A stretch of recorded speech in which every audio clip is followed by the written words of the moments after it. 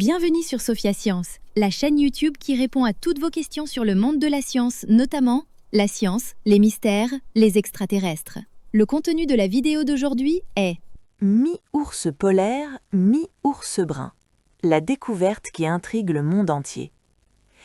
Imagine une étendue glacée immense, le vent souffle, le silence est presque total. Dans ce décor, on pense connaître chaque habitant, et pourtant, la nature aime surprendre.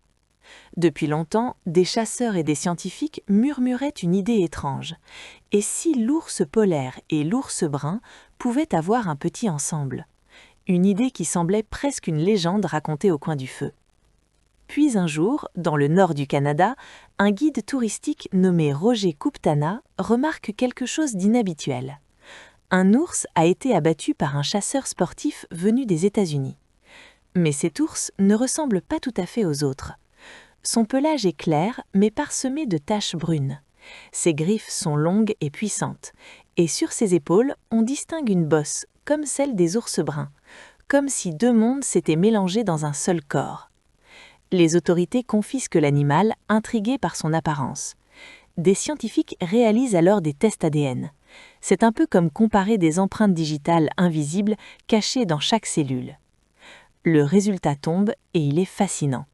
Cet ours est bien un hybride. Sa mère était un ours polaire, son père un ours brun. C'est probablement la première fois qu'un tel animal est officiellement identifié à l'état sauvage.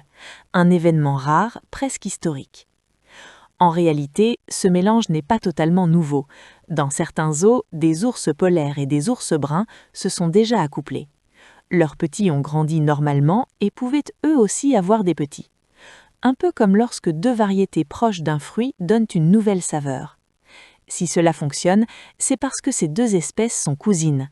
Elles se ressemblent plus qu'on ne le pense et surtout, leur période de reproduction arrive presque en même temps. Les ours polaires commencent juste un peu plus tôt. Avec le réchauffement du climat, les territoires changent.